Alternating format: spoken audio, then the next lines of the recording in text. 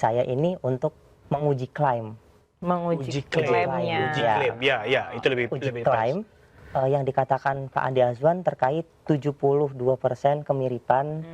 Pak Andi Azwan itu memakai yang namanya retina face dan arc face. Kemarin juga ada miskonsepsi dari Pak Andi Azwan di Rakyat Bersuara itu terkait retina face dan arc face ini. Jadi retina face itu dan arc face itu adalah dua algoritma yang digabungkan menjadi satu. Arc face lebih powerful daripada FaceNet yang saya presentasikan. Ya, itu di situ. Nah, itu di sini juga tuh. Iya. Deh. Topi Merah akan menjelaskan di mana sisi editannya. Nah, sebelumnya kita perkenalkan dulu narasumber kita. Ya. Ini kuasa hukumnya Topi Merah, Bang Abdul Ghafur Sahaji, yang pasti udah nggak asing ya, sering ke Daily Buzz. Terima kasih, Mbak Fitri. Makasih, Bang. David. Dan ini dia Topi Merah yang hingga saat ini nama aslinya masih dirahasiakan. Masih misterius. Gimana, Fit? Langsung aja nih. Kita langsung aja kasih kesempatan buat Bung Topi Merah, kita panggil Bung ini. Bung Topi Merah untuk jelasin coba. Nanti kita bedah bareng-bareng deh gimana. Kita bareng-bareng. Silakan, Bang. Oke, di sini disclaimer dulu ya, Kak. Jadi saya nggak ngomong Pak Andi Azwan itu ngedit atau apa kayak gitu. Nah, di sini saya ini untuk menguji klaim.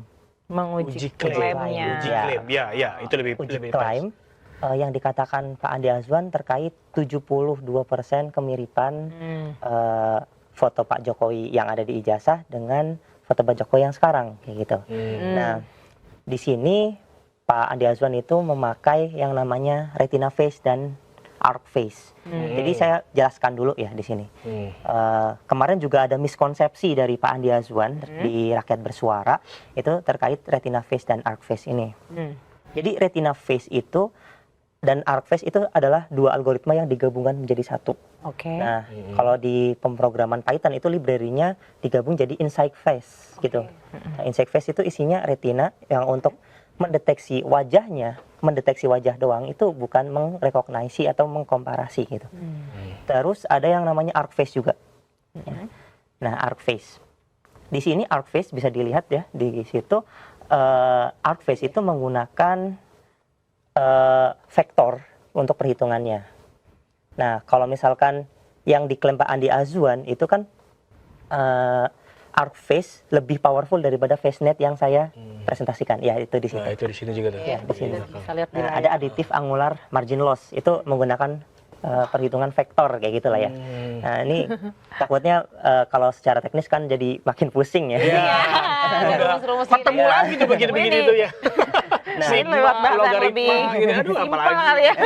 Kita nggak paham. Ya, nah kalau FaceNet itu lebih ke triplet loss kayak gitu. Triplet loss itu yang loss yang ini. itu angkor positif negatif. Yang hijau itu. Ya, angkor itu gambarnya. Banyak data-datanya. Nah, untuk konsepnya sendiri arc face itu better atau lebih baik digunakan ketika mendeteksi banyak gambar dalam satu frame. Jadi untuk mengidentifikasi gitu. Sementara FaceNet itu lebih ke verifikasi. Jadi 1:1 gitu. Satu ya. Bukan langsung banyak kayak gitu. Nah, di sini bisa dilihat untuk algoritmanya. Mungkin bisa digeser lagi untuk yang foto klaimnya Pak Andi Azwan ya. Yang ada di Rakyat Bersuara. Coba bisa di Foto klaimnya Pak Andi Azwan coba ditampilkan. Mau dianalisis juga. artinya kalau arc face tuh cocoknya buat ini ya, buat kayak foto Fitri di CCTV banyakan. Ya, misalkan kita berempat di foto. Banyakan. Nah, kayak gini nih banyakan. Ya, nah ini kayak gini. Nah, bisa dilihat di sini untuk mendeteksi banyak wajahnya itu menggunakan retina face. Nah, untuk mengkomparasikannya itu menggunakan arc face gitu. Jadi di sini terlihat seolah-olah fotonya Pak Jokowi itu mirip dengan foto Pak Jokowi yang sekarang dan klaimnya kayak gitu. Jadi ada keterangan wajah terpilih match 72% kayak gitu. Oke. Tingkat keakuratannya. Ya, akurasinya itu sangat tinggi.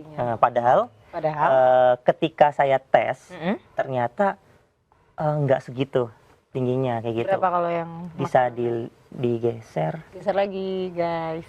Ini dengan algoritma yang sama dan apa namanya coding yang sama gitu. Bukan coding yang sama, lebih ke proses yang sama kayak gitu. Proses sama ya. Proses identifikasi yang sama. Ya, dengan arc face dan retina face. Nah, sementara di sini bisa dilihat agak buram ya karena foto screenshot.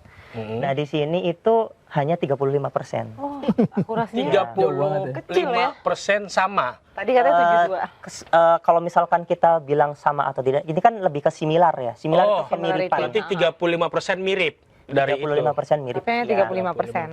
Sedangkan Ya. klaim dari Bang Andi Azwan 72% itu Ya. mirip. Ya. Tapi ketika dengan identifikasi yang sama, dengan Berarti cara ada yang perbedaan sama, yang ada sangat perbedaan signifikan. hasil. Oh, Cuma mirip 35% dari foto ijazah dengan foto yang sekarang. Kalau nilai 35% banding 75% atau 72%, Nah, itu 35% artinya mirip kecil atau atau kecil jadi artinya tidak memenuhi syarat untuk disebut mirip dong. ya kemiripan itu kita kan berdasarkan threshold ya. Thresholdnya berapa? Mbak? Threshold itu sebenarnya adalah subjektivitas dari seorang programmer, Pak. Tergantung dari bagusnya apa namanya? Foto kualitasnya, size-nya, terus cahaya yang datang. Nah, teknis-teknisnya. iya lah ya. teknis-teknisnya. Nah, kapan subjektif itu menjadi objektif? Ketika dicoba dengan banyak data.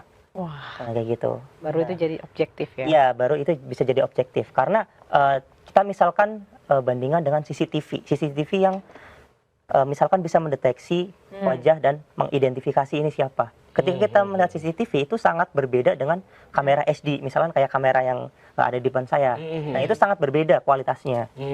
Detail struktur dari mata, dari hidung, dari mulut itu kan sangat pudar ya kalau misalnya di CCTV. Nah, makanya biasanya thresholdnya itu rendah kalau untuk CCTV dan terutama gambar-gambar yang ada di internet kayak gitu. Oh, tergantung dari kameranya.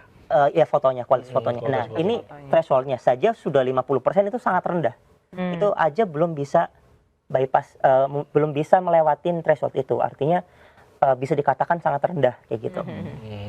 Ini kalau kita lihat kayak Topi Merah ini ahli banget ya. Emang latar belakang pendidikannya apa nih kalau boleh Nah, tahu? kebetulan saya dulu pernah kuliah Hah? di Universitas Diponegoro. Undi. Ya, Ambil. tapi computer engineering. Tapi Oh. saya tidak menyelesaikan kuliah itu. Oh, tidak menyelesaikan Ya. tapi keahliannya Nah, ada untuk ya? keahlian sendiri dulu saya pernah menjuarai karya inventor, karya ilmiah untuk apa namanya pembuatan software terkait pendeteksi gambar pornografi gitu. Oh. Untuk keamanan anak-anak di dalam komputer. Ketika anak-anak membuka gambar-gambar itu Iya. terblokir kayak gitu. Kalau ngelihat ada beberapa indikator itu terbuka, misalkan pakaian terbuka pornografi langsung Iya. tutup. Langsung gitu. ketutup. Ya, Ada jadi aplikasi itu ya.